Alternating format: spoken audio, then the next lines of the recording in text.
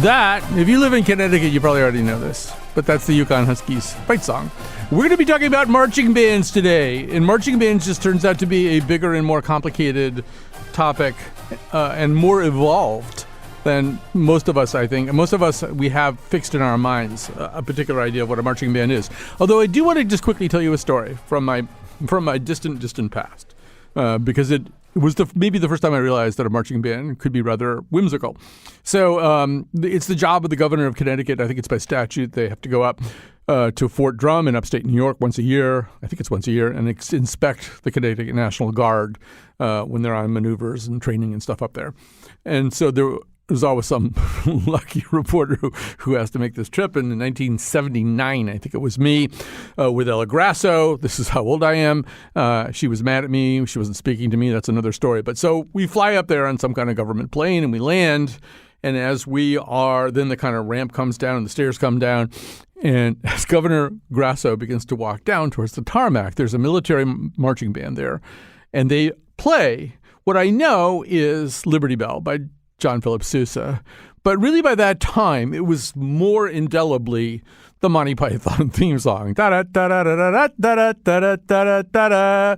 So I thought, well, it is a Sousa march. On the other hand, it's the Monty Python. I mean, maybe it's just it's the Sousa march.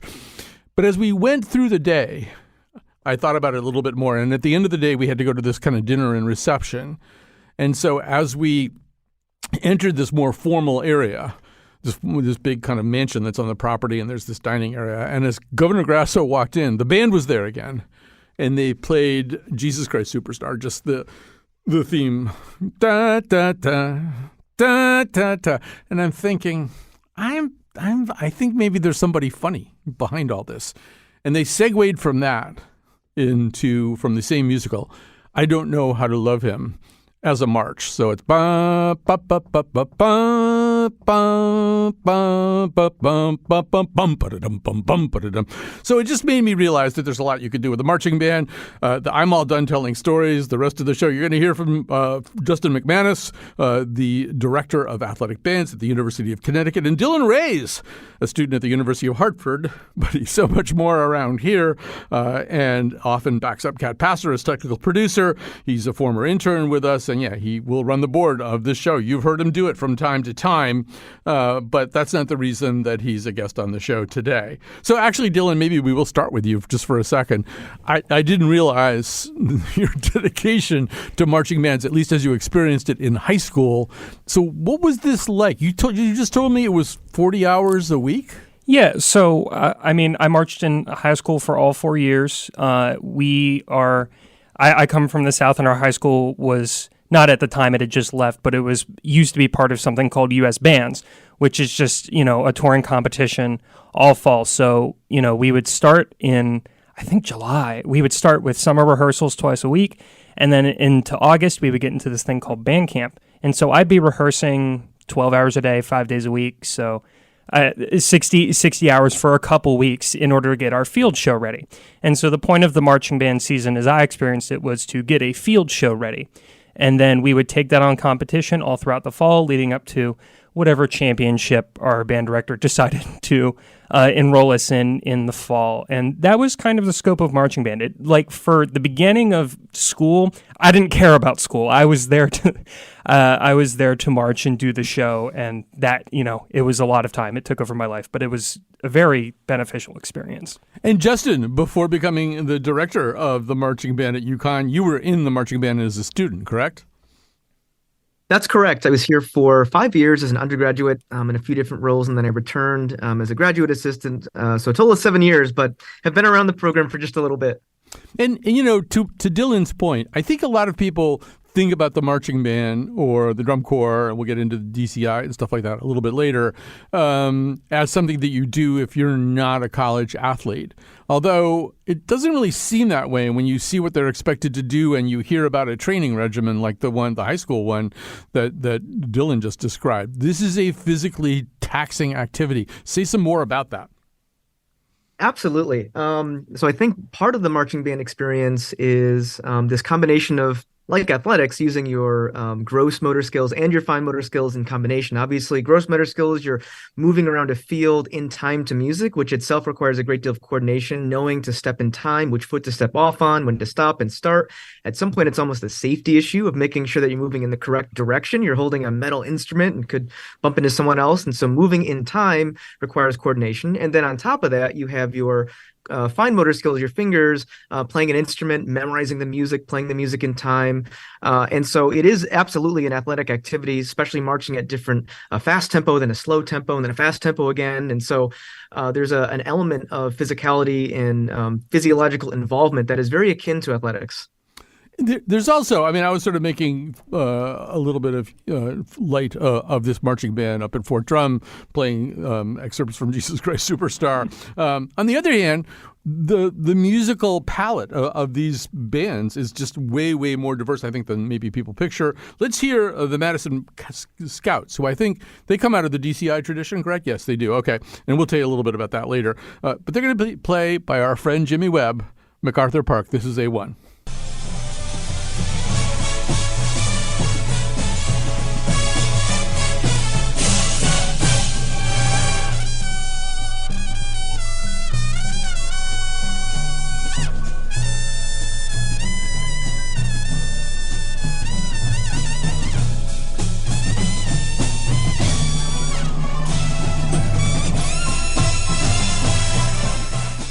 So as we talk about repertoire, Dylan, I mean, you and I were talking about this before the show. I had no idea the kind of music that is being tackled by some of these bands. And this sort of DCI, Drum Corps International, these competitions, they are tackling, you know, I mean, what we would consider to be kind of avant-garde or, you know, very, very modern kinds of composers' work. And I'm trying to figure out how I fit that into my John Philip Sousa understanding of what marching bands do. So the field show, as we kind of understand it now, is the show designer and your and your drill writer and your music writer and your director all kind of getting together and just figuring out a theme for the year. That's how I like to view each show is based around a theme and a concept. And that's really, you know, something that stems from drum corps. But I mean, in high school, there were times when I was playing, we did DAC Rye, I'm pretty sure, a couple of times. But then we also did Great Gig in the Sky. It's just a really wide breadth of whatever, you know, these people who are very into music know as music. So a few years ago, there was the Santa Clara Vanguard in 2018 did an Arcade Fire song in the same show that they did, you know, stuff from the classical repertoire. It kind of is just whatever these very into music people can think of that would fit within the story that they're trying to tell. And that way, repertoire is just kind of like anything and everything. Right. So and that's sort of a different thing, Justin, from what a marching band does in the context of sports. Typically, there are a lot of considerations, but ultimately what you do at a halftime show anyway, and maybe what you play from the stands during the game, it has to play some kind of role in pepping up the crowd, right? And kind of adding to an atmosphere of athletic competition. So just in terms of the repertoire, in terms of the music, Justin, how do you think about that? Absolutely. I think in an athletic context, and so that could be at our football games. This also applies a little bit to the pep bands at UConn basketball games, but we're talking about football and marching bands certainly here. We think about a few things. I think one is the fact that a marching band at any university or college is a reflection of its own community. And so we think about what songs are popular to our students, our student body. Within the state of Connecticut, we listen to the radio and figure out what's going on there. Often we're thinking about what is a tune or some repertoire which students and audience members can respond to and can interact with. And that goes both for what we play in the stands when we go up there, along with the halftime shows. And we're kind of juggling a few different areas at once. We're thinking about the audience participation and audience appreciation. We're also thinking about, I think, Dylan's point, this, quote, more artistic vision of a more extended halftime show when we go out and play at these competitions and events for high school students where they feature longer shows. And so kind of incorporating both of those aspects, an audience-friendly tune and then maybe a more artistic tune into the same halftime show year after year, it's challenging, but also really exciting. So I want to talk also to both of you about who's in these bands. Again, Dylan, you and I were talking about this right before we went on the air. So band nerd is a thing, at least it's a phrase, it's a trope, it's something that people use. Although the more I watch videos, and by the way, marching bands and drum corps, they were just made for YouTube and vice versa. YouTube was made for them. But watching all this stuff, Dylan, I'm thinking, this doesn't seem like stuff nerds do. These look like pretty athletic, dedicated people who are doing some pretty hard stuff. So I don't know. In high school, the word nerd gets tossed around pretty easily. Talk about how that played out, at least in the high school context. Yeah. I mean, I remember very explicitly, like my freshman year, being told that, like, oh, we don't do that here. Or, like, we don't say that, because what we were there to do was so much more. And in high school, I think, especially, band is one of those things, like a sport, that can be a huge shaper of culture and a developer of personality for young people that are going through a very formative period of their lifetime. So, I mean, our band director really tried to impress upon us that we were not nerds. This was not, something to be ashamed of, but we worked very hard to make something very cool and put it on the field each year, and that was something that we were to be incredibly proud of. So I've never, my mom still sends me memes occasionally of like a band nerd things. I'm like, oh yeah, I try and be nice about it, but like that's never a thing that I've associated with what modern marching music is about. Yeah, Justin, talk a little bit about who's in the band. Sure. So we have this year over 300 members, and that's historically what the UConn Marching Band has been in the last decade or so, which is thrilling in Connecticut. And so we have probably 50 to 60 members who are music majors, and oftentimes at universities, members are associated with being music majors because that's in their career path eventually. A lot of them will go on to do this as a living, but that means the rest of the band, a majority, are not majors. And so we have over 100 majors across all the colleges and schools at UConn represented in here. And I think for some students, that's the fun part of it, is that folks come to the band environment each seeking something different. And so for the music majors, they go in really looking at it as a career development opportunity. For a biochemistry major or a nursing major who might have been very passionate about music in high school and wanted to continue in college, but won't use that as a career, they're coming for something else. It could be as a social activity, something to release the stress from classes. There's leadership opportunities, so a way to develop and become a leader in a tangible and specific way. So it's really exciting for us to interact with students who are at all stages and all majors across the university and their own personal development. Justin, I'm also thinking, like we heard that clip of MacArthur Park, there's some person there who's playing the trumpet very well, who's playing the trumpet in a very high register. And I assume because it's not like a symphony orchestra or something like that, where you basically have a pretty stable lineup and you're going to have the same number of violas, year after year. This is different. You kind of just described that you get what you get. You can't assemble the band in advance. So I'm assuming that affects repertoire choice, or probably particularly how you arrange music. Can you say something about that? Absolutely. Yeah. Year to year, we'll have students who come in with different talents and skills. And so if we get one year a player who has an especially high range on the trumpet, or is a really great guitar player, for instance, I think that's the neat thing too about the drum corps activity and marching bands, is that they've kind of expanded what a marching band can be. But in any case, if we get a student with a particular talent, we'll look at that and maybe rearrange some of the music. We'll feature that student. We'll actually write the choreography and the formations to focus on that student or a group of students. And likewise, we focus at the beginning of the year on the other end on establishing a set of fundamentals and kind of a standard baseline that we expect to see at the beginning of the year. That way, a certain kind of repertoire we know going into the season is set and that we can accomplish. On the other hand, we're willing to be flexible and kind of move around depending on the talents and skills that come in. So it's, again, both challenging, but also really exciting because some students are once-in-a-generation students, and we happen to get them year to year.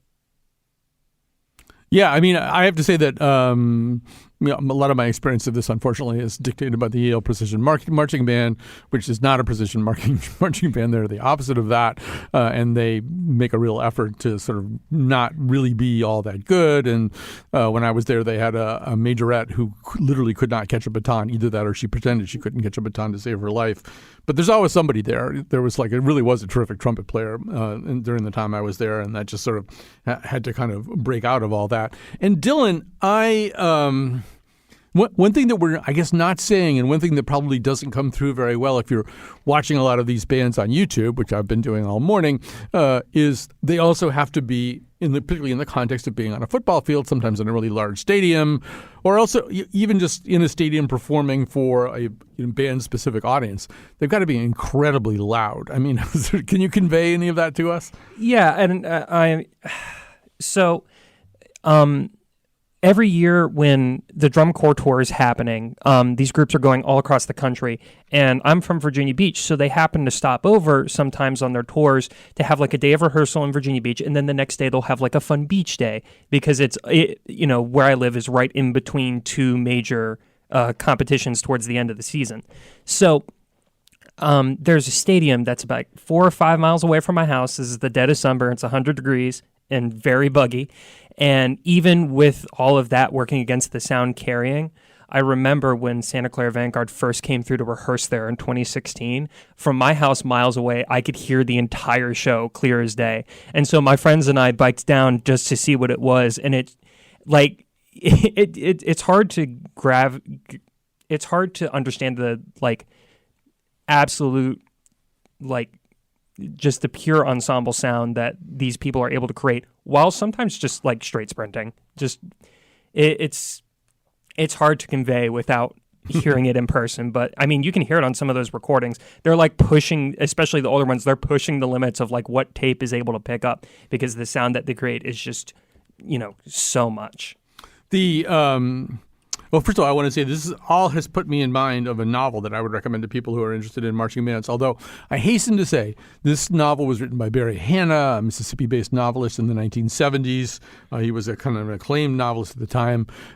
It's I think a politically incorrect, possibly even kind of slightly cancelable novel at this point. But it's called Geronimo Rex, and the protagonist is a young white Southern man, and his notion of excellence is a band, a marching band from an all-black school in his town, which is called Dream of Pines, Mississippi. And the way he describes them, he describes this band as having been assembled by this maniac who was both the principal and the band leader, and who just had this drive for excellence that wouldn't stop. And what he basically did was told the entire student body that they were all in the band, except for, as Hannah says, 16 weaklings who were told they were going to be the football team because there has to be a football team for you to have a marching band, and they, were overwhelmed in every contest that they were. But the band, here's how he describes the band: all the burly and staunch were in the band, with their new blue Napoleonic tunics and shakos overridden with stripes and scrolled lightning filigree, and they were playing tubas, trombones, French horns, trumpets, and euphoniums, or bombing the hides of fresh, brilliant drums. And didn't Jones and company have a band?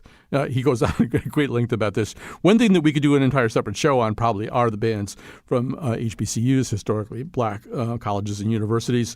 Let's hear a little bit of one of them. That's called, the band is called Sonic Boom, and they are with the Jackson State University teams, and this is them from the Battle of the Bands. This is A2 Cat.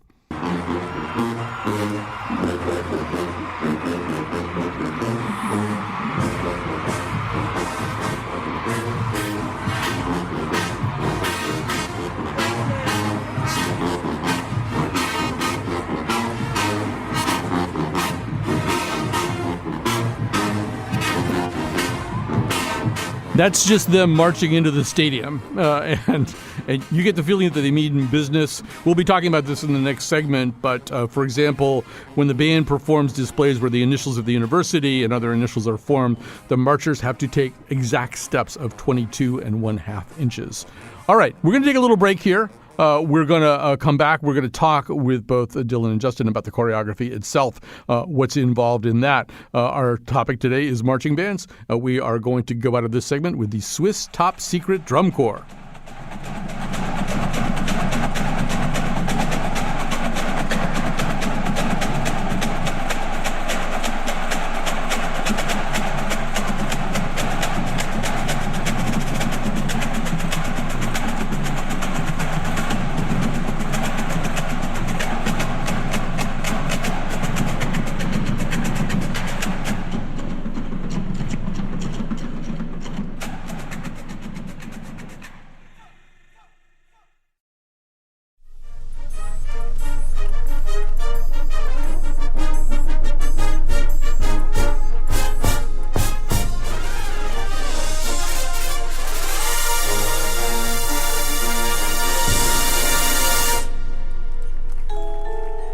That is a group called Bluecoats performing Tilt at the Drum Corps International Competition in 2014. We'll tell you something about that in just a second. And when I say we, I mean Justin McManus, the Director of Athletic Bands at the University of Connecticut, Dylan Reyes, a student at University of Hartford who marched competitively through high school and is a former intern with us and now frequently is on the board on days when we don't have Cat Pastor available. So Dylan, I did watch this video earlier today, and I mean, this is a sad part about this being a radio show because there's so many visual things that just will never be translated very well here. But what the Bluecoats do in this is create the illusion that the field itself is tilted through special effects and choreography, right? They create a tilt effect. Yeah, so they actually, what they did is they brought out a big, I think it was orange banner that represented the 100 yards of a football field, and they literally just tilted the whole thing. I remember reading on an interview somewhere about how they did the drill, and I'm sure Justin can get more into this, but the whole idea was that of a field show is that not only do you have music, you have drill, which is it's a set of images that people are marching between, and as a player, you get these dots. Which is just positions on a football field relative to all kinds of markings on the field, like the kick line, I'm forgetting the name, but then the yard lines too. And so what was so weird about this show is they took that whole thing and they just kind of rotated it, hence the name Tilt. Yeah. So Justin, say a little bit about what's involved in the choreography. I mean, Dylan just kind of alluded to that I guess one of the things you do, you kind of are generating maybe tens, maybe hundreds of pages of notes. But how does this all happen? How do you teach a bunch of people who maybe are pretty good at playing their instruments to march the way they need to march? I think it starts early, and Dylan alluded to the band camp that many of our programs do, both at the high school and college levels. But one of the aspects of that is preparing people physically, going back to that athlete analogy, to do the marching. So I think having a philosophy of what our style, quote, style is it a high step? Is it a low step? How fast do we think we'll be moving? What tempo? And that sets us up to actually do the choreography. And it's almost a 4-dimensional product because you have the actual people moving on the football field.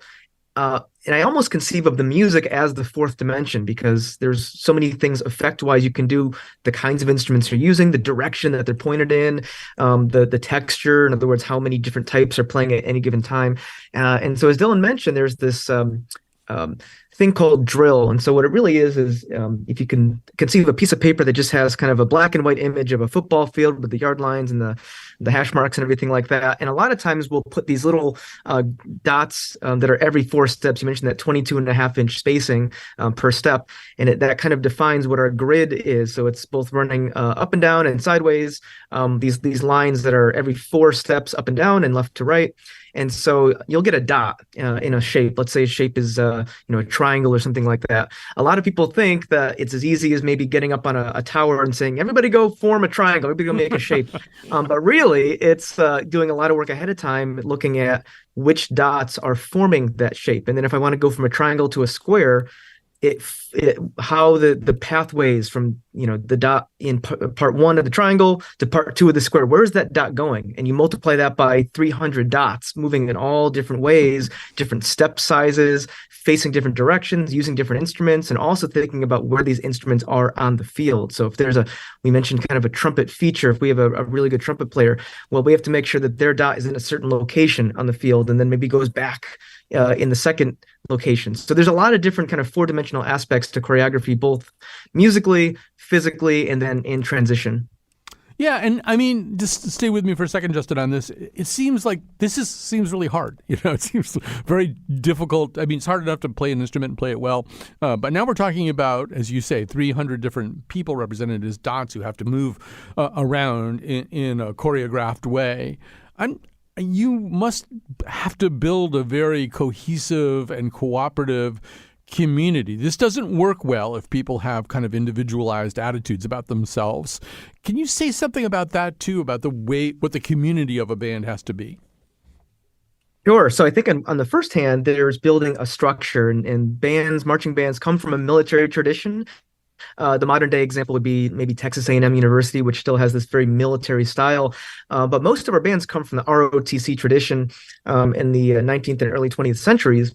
And so this idea of structure and commands, even though the commands themselves might look different from school to school, this idea of when I say something, there's a certain kind of response that helps make time efficient. And so part of that is having trust from the students to the directors that we are using their time efficiently, and we know we have the literal big picture from the tower. But the social element is so important. And a lot of students, as I mentioned earlier, who both are and are not music majors, come to band for the social aspect, because it's a come as you are activity where people from varying backgrounds, varying lifestyles, varying socioeconomic statuses all come, and when they're on the field, they're equals. It's a very equalizing activity. And so this concept of spending so much physical time together on the bus, on the field, etc., creates that trust. And it allows us to, on the opposite end, to work out conflicts with each other. It opens up space to, have differences of opinion and resolve those. And, at a time when society is so divided, it opens up space for people to have really genuine conversations. And that builds trust, and that trust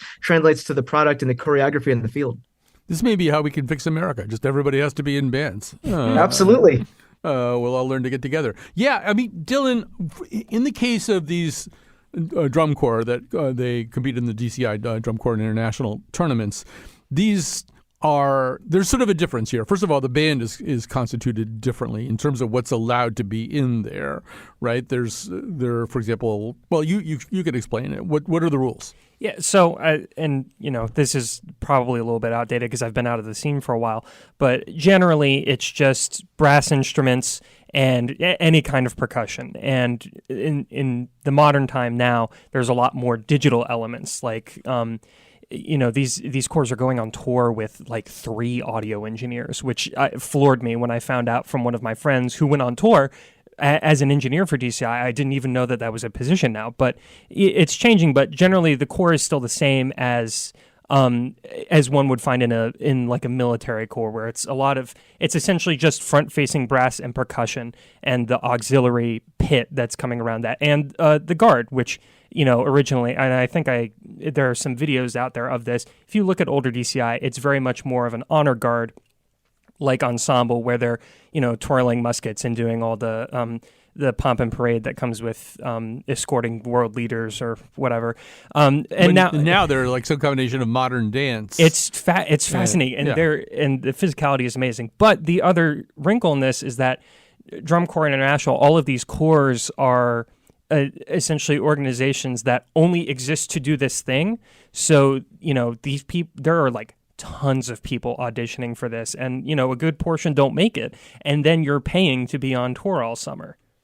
Yeah. So one of the things that I watched today at Dylan's behest was something called the Phantom Regiment. I believe they're Illinois-based. They're a DCI competing unit. This is, I think, was it 2008? When I think they won the DCI, the national DCI title. This is we'll play the music of Spartacus, and then once again, we unfortunately have to then tell you what it is you'd be seeing if you were watching. This is B1 Cat.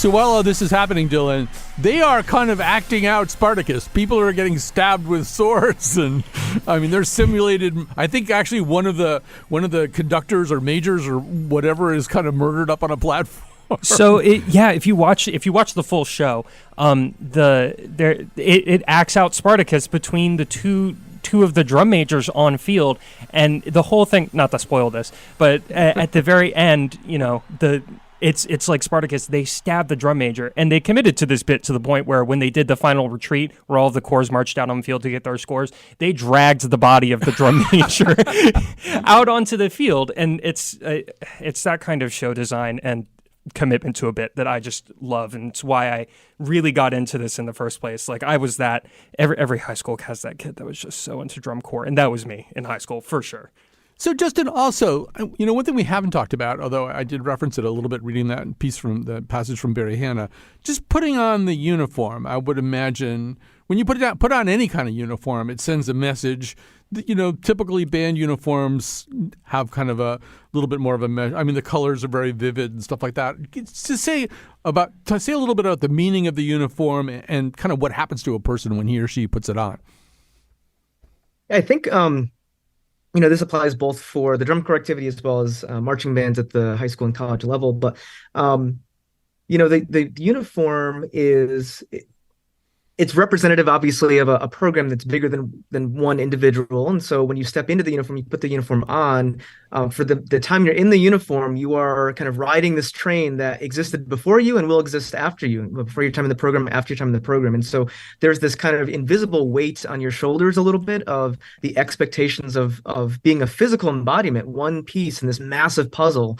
And so it's something that a lot of people talk about in terms of feeling empowered, feeling strong, feeling unified in a way that they may or may not feel in other parts of their life, especially with how chaotic the world is now and coming after quarantine and COVID. I think this notion of this oneness and this stability and unity is more than ever, I think, something that people are longing for and long to see too. Just this idea of people being together and producing a product of music and marching and choreography that they consume, on the other hand, is something that you almost become, I don't want to say a different person, but a different version of yourself in some ways when you're in the uniform, which is a really empowering thing. And Justin, would it be fair to say that marching bands kind of reflect the community that they come from? In other words, the Yukon community is a little bit different from the Bloomington, Indiana community, which is maybe a little bit different from UCLA's community. I mean, how does that affect what the marching band does?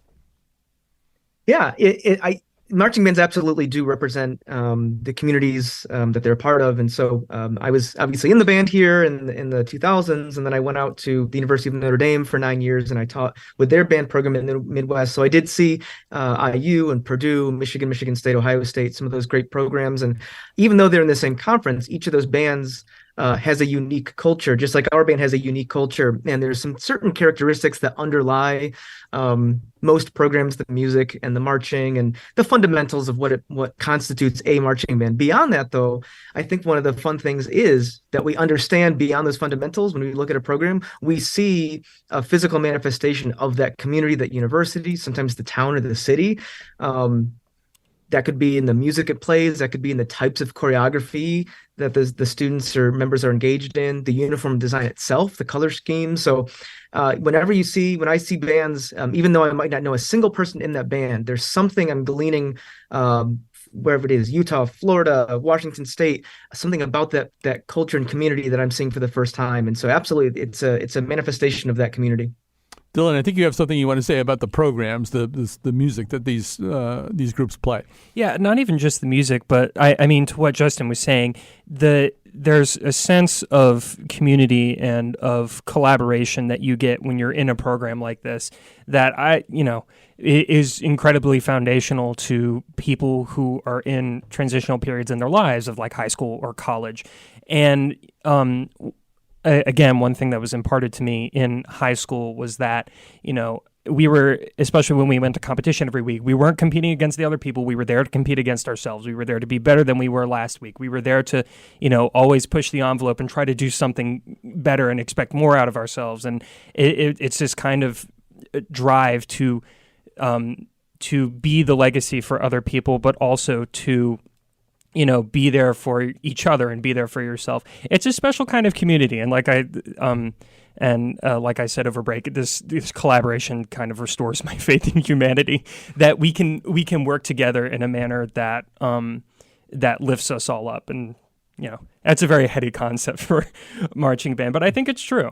So, Justin, watching all these DCI videos this morning, I was getting the sense that, boy, they're sort of really stretching the concept. And I don't know how much that crosses over into marching bands. But, marching bands are different today than they were for you 10 years ago.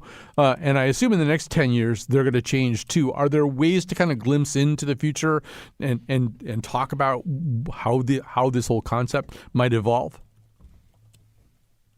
I think so. And I think part of that way, as you mentioned, is glimpsing back to the past a little bit and seeing what kinds of changes happened. Obviously, again, there are certain things that underlie the foundation of what a marching band is, but there's other things that when you talk to folks from different decades, in the 1970s and 80s, whether it's marching bands or in the drum corps activity, there are things today that we're doing with electronics, with costuming and costume changes, with what the color guard, as you mentioned earlier, what their role is,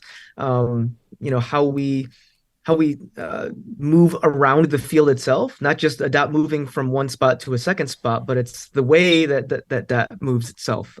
Is there some kind of dance in between, some way the person's moving their body or moving their instrument? And so I think if we take a look at the exponential change over the last 20 years, while we can't necessarily predict if there's going to be some kind of new technology, in 10 years, we can kind of glean from society where AI is moving, for instance, with producing music, how we're intensifying and rapidly increasing the types of color schemes and fabrics and things we're using for uniforms, slipping in and out of different kinds of changes.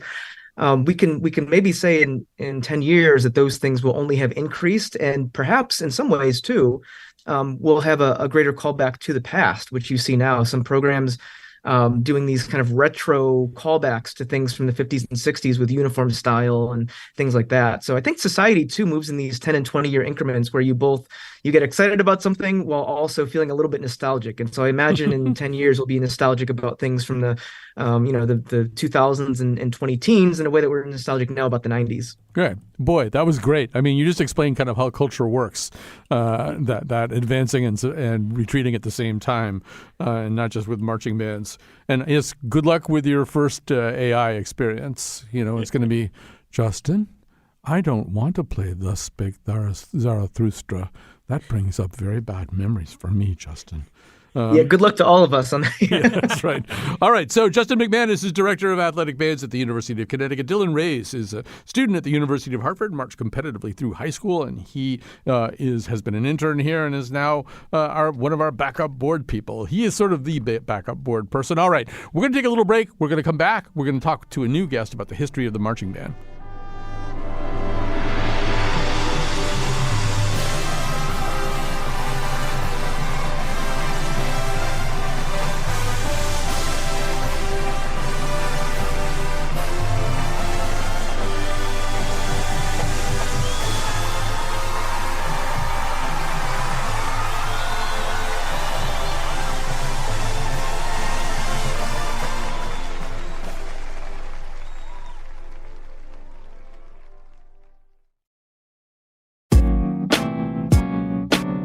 All episodes of The Colin McEnroe Show are available 24/7 at ctpublic.org/Colin, which is also where you can sign up for our delightful free fortnightly newsletter, The Noseletter. You can listen to any episode on any podcast app. Have a question or comment? Email us at colinshow@ctpublic.org. Now, back to the show. And thanks to Kat Pastor. She's our technical producer today and most days. And the senior producer of the Colin McEnroe Show is Lily Tyson. She produced this episode. Dylan Reyes has prepared a playlist for those of you who just need more marching bands. And we'll get that to you somehow, either up on our website at ctpublic.org/Colin or in the newsletter or something, although we're not doing a newsletter for a while. Anyway, we want to talk about the history of all this, and we want to do that with Mark Dyrison, professor of kinesiology and affiliate professor of history at Penn State, where he is also co-director of research and educational programs for the Penn State Center for the Study of Sports and Society, author of numerous books and articles about the history of sport. Mark, welcome to our conversation. Oh, let's see if we can locate Mark. Maybe he may have his audio turned off. So we'll just look for him for a second. Mark, can you hear me now? All right. We'll find him eventually. So one of the things that we do want to talk about here is that this is an old tradition. As we were doing research for this show and starting to get things going, I was reading, because we're kind of obsessed with the Roman Empire, that in the time, well, actually, in Greco-Roman antiquity, generally speaking, the ancestors of many of the instruments that are played by marching bands now existed, and they were sometimes played competitively. There were prizes. You could win prizes, even I think at the Olympics, the early Olympics, for music. So yeah, this has been around for a while. So let me just check in one more time and see if we've got Mark Dyrison here. Mark, are you there? No, Dylan, you may be the guest here for the for the C segment, unless we can find Mark. So I don't think you went back to Greco-Roman antiquity, but you did go back. You wrote us a little informal history of the marching band. Where does it start for you? So for me, it starts in Europe. It starts in the European military tradition of, romantic battles with long lines of men and, the beating of the drums and the playing of the fifes. And if you're ever in colonial Virginia, you can see a bunch of college kids reenacting that for you, getting their college paid for by Rockefeller money. And so a lot of what we now know as the modern drum corps originated from those military bands, because military music was useful as a signal, because a voice can't carry across a battlefield, but a drum can, and a fife can. They're so loud. So the music originated there with your fife and your drum corps. And then as we went into the Civil War, the advent of brass instruments as just a fixture in popular music allowed us to get more into the world of the modern drum corps. So the common story is that as military groups enlisted in the Civil War and went off to war, brass musicians the band from the town would just follow them. And so there were a lot of these brass bands that came back from the Civil War, and then they became very popular with veterans groups. And that's kind of how we get the modern marching band, is it originates from the field music and the music groups of the Revolutionary and the Civil War. Yeah, and at a certain point, though, like World War I, for example, it doesn't really make sense to have bands around anymore, right? Once the ordnance gets big and heavy, the band can't really be near the battlefield. Yeah, I especially towards the end of the Civil War, even as in stuff like the Battle of the Crater, as you got more into like World War I style trench warfare, bands became less and less useful. So field music was phased out in favor of whistles and shepherd tones if you're in 1917. But the music still stayed around. It was played by, musicians on their off time or veterans groups. And so those were the inception of the modern drum corps, were these veterans groups. And these veterans groups, American League, the, police leagues in local areas would just host these competitions for brass bands and, local marching groups. And that's kind of how we get into the modern sense. That's your 10,000-foot view. Yeah. And in the modern sense, I mean, it kind of makes sense that marching bands and football became each other's friends. I mean, when the more that you learn about marching bands, the more you realize how much they do resemble football. I mean, that whole idea of 22.5-inch steps. I mean, if you look at the way a football offense is designed, it's designed kind of the same way. Receivers are supposed to run very precise routes and break at a certain time and all this kind of stuff. And all of that, I think, both for the band and the game itself is some kind of domestic equivalent of military warfare. That's certainly a way to put it, but by advent of both needing to use a field, I think they kind of naturally got paired. That's just my little theory. That we can go into those if we have more time. Well, I mean, one thing that you were saying in your little history there too is that the sounds of these bands changed. As you get into the 70s. For example, I mean, obviously, the bands are kind of following popular music a little bit, probably the entire time. But just describe, for example, how a band in the 70s, a marching band, might sound different from one in the 60s. So The way I laid out that little history document is kind of there's a progression that follows the advancement of technology and the inclusion of more instruments.